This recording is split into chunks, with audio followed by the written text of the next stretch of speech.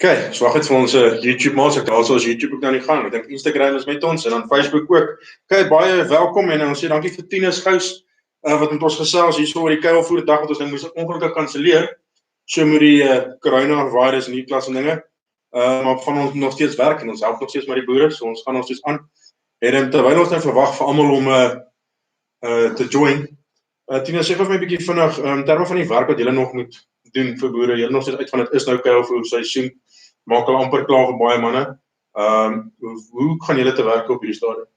Jong Tinus, voor ek by dit kom, ek net gou vir julle dankie sê vir jou en vir Andrei, baie dankie vir die geleentheid om hier so 'n bietjie met julle te gesels. Laat ons hier ding kom broadcast, dis die eerste keer dat ons so iets probeer. So ek hoop die ouens daar buite dit geniet. In terme van wat ons op hierdie tyd doen, is ons nog steeds aktief. Baie val onder daai essensiële services departement wat hulle gesê het, ons kan rondhardloop en ons kan ons dinge doen. So ons is nog steeds aan die gang, ons TSM's het voorraad by hulle, Benno Stevens in die Noordwes en Vrystaat area, Mikael in Limpopo, Mpumalanga area, hulle is nog steeds besig, ons onder in die Kaap. Ek self en Wimpie cover dan natuurlik die res van die land, Natal, Oos-Kaap. So ons is nog steeds aan die gang. Ons vind eintlik op hierdie punt in tyd dat die boere nog eintlik redelik ernstig is oor hulle biosekuriteit op die plaas. Ek dink dis 'n goeie ding in baie opsigte. Baie van hulle wil ons nie eintlik regtig noodwendig direk toelaat op die plaas nie. Ons kry mekaar bedek, ons gesels daar. Ons doen maar ons social distancing ding met die maskers en ons was maar ons hande en ons het al daai goedjies ook maar in plek. Dit gaan maar eintlik op jou nou van die dag oor ons eie veiligheid, maar ook uit die aard van die saak oor ons boere se veiligheid en ons probeer dit alles respekteer, want dit is tog op die einde van die dag ons primêre verskaffers van kos. So ons kyk maar wat ons daar gaan doen. Of nie werkers en so aan siek maak as ons kos moet bring nie. Nee, asseblief nie. Okay, as ek kom by kuilvoer maak, wat is Vitam se benadering? Wel, Tinus, ons het 'n konsep wat ons ontwikkel het saam met ons kollegas in Australië en in Engeland. Ons noem ons konsep die quality system. En dis basies 'n versameling van goeie kuilvoermaakpraktyke. Jy weet op die einde van die dag, ek dink ons het dit in die bespreking net as ons dit ook aangeraak, jy weet 85% van wat jy gaan doen is bestuursgeoriënteerde dinge. So wat ons doen is ons kyk eerstens na jy weet jou snylengtes, wanneer jy snyhoogte. En daar's 'n hele paar aspekte in terme van jou droommateriaal waarmee ons jou kan help om seker te maak dat al daai goeders in plek is. As jy daai goeders reg het en jy dit reg gedoen en daar's soos nie te veel drama rondom dit nie, dan behoort jy eintlik redelik goeie kuilvoer te kan maak. Maar ons dan inkom met ons tools en sovoorts is dan om jou te help om goeie kuilvoer 'n klein bietjie beter te maak en basies daai kersie op jou koek te sit. En dis in kort, jy weet, dit gaan oor die uitkoms van die kuilvoer, dit gaan daaroor om higiëniese voer vir jou diere te maak. En op die einde van die dag dan uit die aard van die saak jou produksie, het sy dit vleis of melk is, afhangende van waar jy betrokke is, om dit dan natuurlik uit die aard van die saak alles bymekaar te maak en seker te maak dat jy dan die maksimum uit die dier uitkry. Okay, so ek net so die mense wat nie geweet nie, ons het so 'n uur terug 'n video gespeel, waar ek Tinus vir ons 'n voorlegging gedoen het oor juis kuilvoer, waar kuilvoer staan in die berg stadium, tegnologie daar buite en sovoorts. So van die julle het nie gekyk het, die gaan na die tyd soos die klas weer gaan kyk. En dan jy vra my, julle is welkom om julle vrae te stuur en ons kyk wat ons kan antwoord. Dan so op daai noot, dan gaan ek sommer maar begin. Ons het hierso so 'n vraag gekry. Ek het gou hier vrae hierso soek. Dit is nou hier nogal 'n Rian vra vir ons, sy sê môre Tinus, wat is jou siening rondom veldmikotoksine wat gekonsentreerd word in sien maar jou silo bags of jou kan nou maar in jou sakke en hoe het dit nou gebeur? Wat jou antwoord, jou gevoel rondom dit? Wel, Rian, dankie vir jou vraag. Uit die aard van die saak is mikotoksine eintlik nogal 'n redelike ding wat baie op die ouens se lippe is.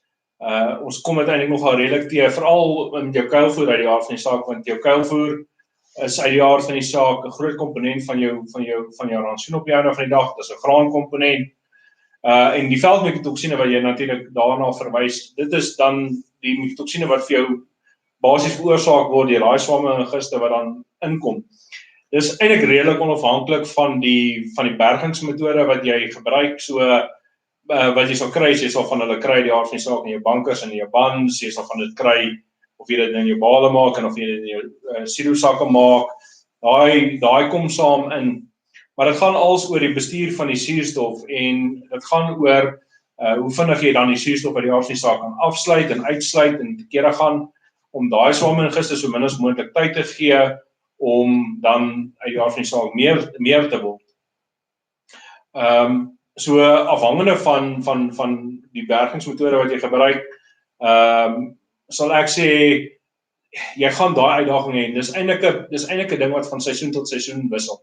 Dis nie iets wat spesifiek is tot die bergingsmetode nie. Dis meer spesifiek tot die seisoen. Dit kan byvoorbeeld wees dat ons het 'n goeie reënseisoen gehad, dit droog 'n bietjie af, ons kry dalk 'n bietjie laat reën en dan jy weet sit die mycotoksine risiko waarmee ons op 'n einde van die dag sit 'n klein bietjie hoër omdat daai water in die medies ingekom het. Daar's baie faktore wat eintlik inwerk op die einde van die dag om vir jou mycotoksine risiko te kry. Wat jy wel kry is die hoeveelheid mycotoksine, of dit nou in 'n sak is en of dit 'n banker is of wat ook al, sal baie dieselfde wees. As jy dit nou met mekaar sou vergelyk. Dit sal maar net wees dat in die sak jy miskien dalk 'n klein bietjie meer 'n gekonsentreerde gesig het en dalk 'n klein bietjie meer kan ek sê as 'n persentasie van die gesig miskien dalk in pockets dalk 'n klein bietjie meer lyk. Maar dit word in elk geval vermeng met die hoeveelheid van die kuilvoer wat jy uithaal. So of jy dit nou in 'n banker of in 'n sak doen, dit maak eintlik regtig geen saak. As ons kyk na kuilvoer die algemeen oor Suid-Afrika, ons sien baie kyk in die veral in die sekere dele van die Vrystaat en die Noordwes waar dit baie droog raak, waar die ouens se praktyke begin verander. Hoe dink jy gaan kuilvoer lyk as ons so vorentoe gaan? Gaan ons bly by mielies, gaan ons dalk ander graangewasse meer begin oorweeg? Gaan ons bietjie 'n kopskuif moet maak? Ek dink in terme van wat ons sien, as dit kom by die kuilvoer, daar's baie ouens in die aard van die saak wat mieliekuilvoer maak. As jy mieliekuilvoer maak, kry dit veral hierso in die noorde, soos Tinus nou sê, die noorde, dis ons mieliestreek hierso, daar's baie voerkrale uit die aard van die saak hierso. Voerkrale, daar's van die voerkrale wat 5 jaar terug byvoorbeeld nog glad nie van enige kuilvoer gebruik gemaak het nie, wat op hierdie punt in tyd ver meer maak as wat baie van die kleiner houtjies op hierdie punt in tyd doen.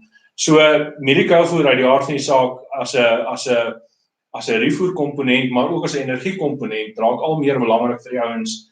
En hulle let eintlik baie op die detail. Daai 85% wat ek net nou van gepraat het, dit gaan als oor detail en dit gaan oor om die detail reg te kry en seker te maak dat jy fokus op belangrike goeder soos jou snylengte, dat jy seker maak dat jy jou kuilvoer ordentlik seël en nie net toemaak nie.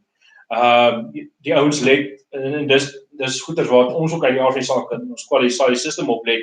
So ons kuilvoer toemaak versus kuilvoer seël. Seël die ding ordentlik, jy weet wat ons die suurstof uithou.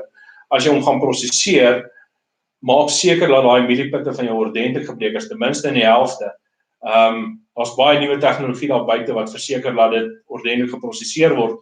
Ons praat hier van shreddies byvoorbeeld. Daar's 'n paar masjiene van Klaas uit die aard van die saak wat dit het. Uitstekende tegnologie om daai stysel so goed as moontlik beskikbaar te maak vir die diere. En dan natuurlik uit die aard van die saak te sorg dat jy dit dan nie net in jou hoop het, maar dat jy dit ook deur die dier kry en dan die produksie daarvan sien. Ons eintlik die dag ons diere minder hoef te gebruik om meer terug te kry. Dis maar eintlik waar dit gaan. Dit gaan oor die effektiwiteit, 100%. Definitief, ons gaan in die droër areas definitief minder plant.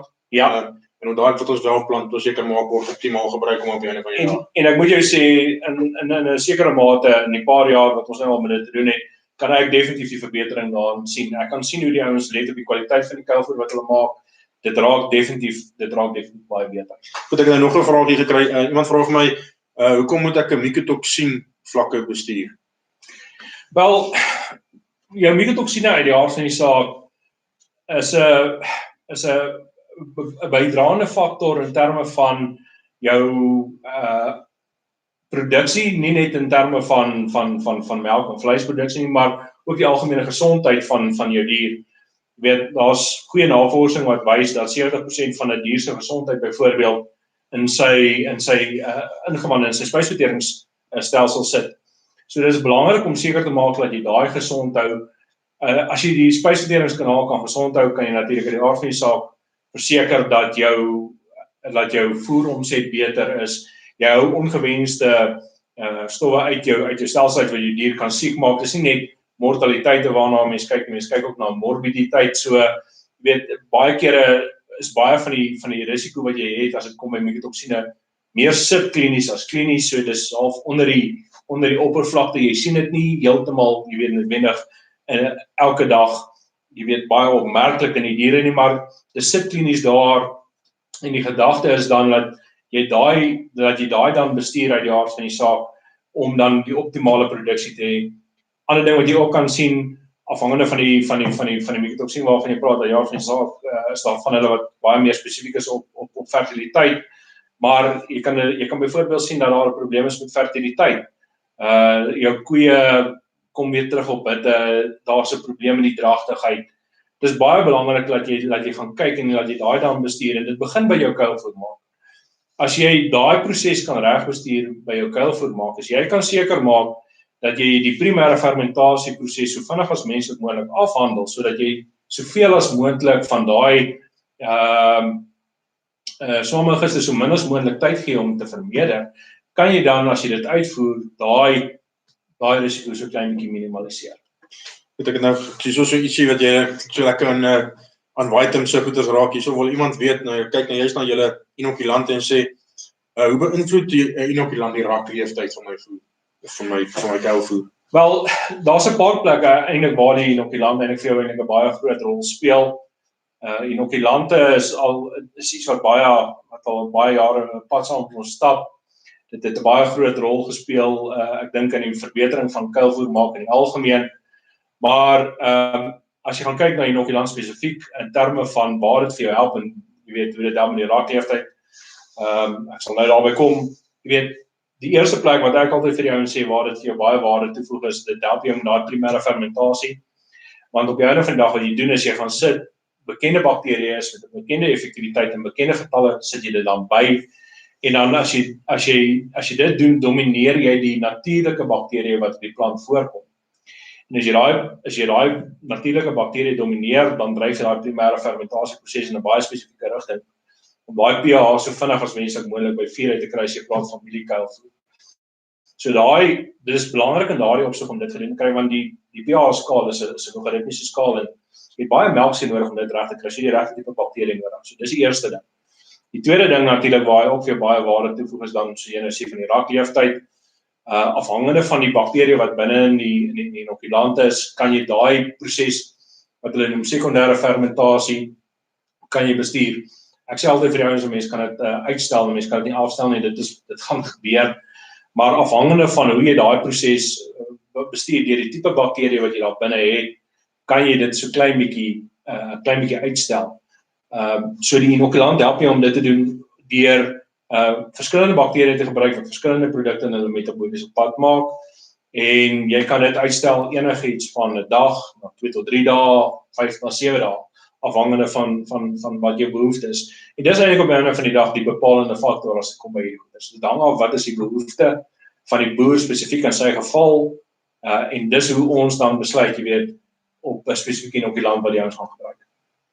Dis ek as ek hierso gou so vinnig hierso lees, hierso vra iemand vir ons, maak dit ekonomies sin om kuilvoer te maak en te bære vir droërtye, veral in 'n ekstensiewe veeboerdery?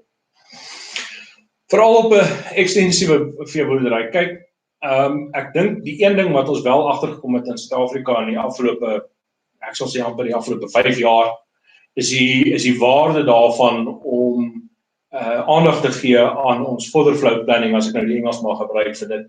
Ek dink op die einde van die dag het ons agtergekom dat as jy gaan kyk wat is jou insette van jou voer deur die jaar, het ons agtergekom met die droogtes en die dinge saam, dat ons baie vinnig uit gras uithardloop, dat ons baie vinnig uit lucerne uithardloop en al daai tipe goeders. En ek dink as jy gaan kyk of dit ekstensief is of intensief, dit maak nie eintlik 'n saak, maar as jy gaan kyk, jy moet altyd gaan kyk na jou voedingsbron, in my opinie, op 'n droommateriaal basis. Wat is die waarde daarvan en wat is die prys wat jy dan daaraan koop? En ek dink as jy gaan kyk na kuilvoer, gaan jy agterkom dat op 'n droommateriaal basis jou rand per ton prys wat jy daarvoor betaal eintlik baie goed is. En spesifiek as jy gaan kyk na mieliekuilvoer, gaan jy agterkom dat dit baie goed vergelyk met van jou lucerne en goeders daar buite, jou gras en jou goede daar buite, en ek dink jy gaan agterkom dat hy eintlik baie goedkoper is op 'n rand per ton basis. So as jy gaan kyk na dit, gaan jy agterkom ook dat jou voedingswaarde uit die aard van die saak is baie beter. Grasse droog redelik vinnig uit, jou voedingswaarde is eintlik redelik laag. Baie van die ouens gaan agterkom dat hulle mieliekou voer nie net 'n ruwvoer is wat hy dan na die tafel toe bring nie, maar ook 'n energiekomponent. So as 'n kostenbesparing ook daarin verbonde, dat jy nie op die einde van die dag hoef te gaan en dan gaan energiebronne te gaan aankoop om kondisie te help hou of produksie dan te help hou. Okay. Dis so maar hierdie is maar my nuuskierigheid. As ek die woord kuilvoer dan hoor ek mielies. Dit is so my brein werk, dit is hoe ek dit ken. Ja. Maar dit is nie die enigste opsie daar buite nie, en ek is 'n groot ondersteuner van maar mense sal weet drukbeweiding, dit is iets wat ek dink is 'n goeie pad vorentoe. Ja. Maar dit is ook nie vir almal 'n oplossing nie. Dit gaan nie vir almal kos gee nie. So daar is dit baie keer waar ons moet sê, maar hier moet 'n middeweg ook gevind word. Vir die ouens wat ongelooflik gras druk en gras groei, en die tyd van die jaar as ons dan skiet hy gras, want dit is te vroeg gesaad en nou moet hy sny, is daar 'n manier wat jy op die land tussen hektars kan werk en dan ook vir my daai gras kan stoor op so 'n manier dat ek nog steeds dieselfde waarde kan kry. Ja, Dennis, dis 'n interessante punt wat jy daar aanraak. Uit die aard van die saak met die goeie reën wat ons uit die afgelope ruk gehad het ons agtergekom dat daar eintlik baie ouens is wat ewe skielik met ekstra gras sit wat hulle nie geweet het wat om mee te doen in die verlede nie. So of wat hulle nie gehad het in die verlede nie. So ja, nee, ek weet as ek nou praat van kuilvoer, dan steek ek nogal redelik baie by die mielies vas. Maar uit die aard van die saak, jy weet, ons maak nie 'n kuilvoer van mielies nie, ons maak dit van sorghum. Onder in die Kaap, as die ouens nou in die winterseisoen ingaan, jy weet, is daar haver wat ons inkuil. Ons 'n paar ouens wat dit reg kry om goeie serre kuilvoer self te maak, en dan natuurlik uit die aard van die saak gras. Soos jy nou sê. So ja, gras uit die aard van die saak is 'n interessante gewas om in te kuil. Dit is baie keer 'n klein bietjie moeiliker as ander gewasse om in te kuil, juis omdat dit nie so baie vrylik beskikbare suikers het nie. As jy dit nou byvoorbeeld gaan vergelyk met mielies of sorghum, hulle het baie vrylik beskikbare suiker vir daai primêre fermentasieproses. So dis belangrik dat as jy jou grasse dan gaan inkuil, dat jy dit dan gebruik saam met die inokulant wat dalk 'n tipe van 'n ensiempakket saam met dit het, wat jou help om daai strukturele suikers vir jou beskikbaar te stel. Ek praat van die cellulose, hemicellulose, daai tipe goede, om daai primêre fermentasieproses vir jou ordentlik te dryf en dit vir jou dan beskikbaar te stel sodat jy die ding ordentlik ingekuil kan kry. Jou pH gaan so klein bietjie verskil, so klein bietjie hoër, maar ja, nee, verseker, daar's definitief 'n rol vir gras om dit te bewaar. En jy kry baie dat die ouens dit gaan rek, veral in die bale, werk ons baie saam met die ouens om dit dan so gestoor te kry. Ek weet, dit is 'n ding wat eintlik redelik baie gebeur het die afgelope jaar. So kyk na stoor van soring, hoe lank kyk ek om so 'n baal te stoor in terme van gras, of dan net as dit baie van ons nou net so fyn nie. Gooi hom in 'n silo sak of. Ja, die groot ding wat jy eintlik daarmee sit is hoe lank jy die integriteit van daai plastiek bymekaar kan hou.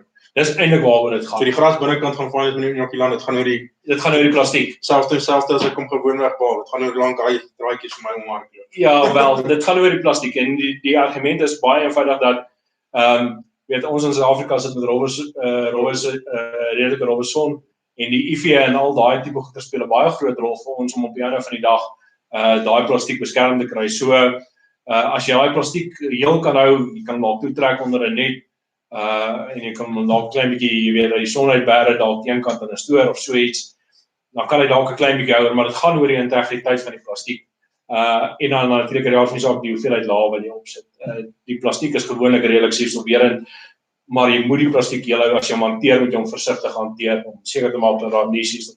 Dis op die einde van die dag ons grootste issue. Beskerm dit binne is. Ja, dank is moontlik. Ja. So dan kyk ons nog steeds na 'n jaar, dalk 'n bietjie meer. Ja, ten minste ek sal sê 12 maande.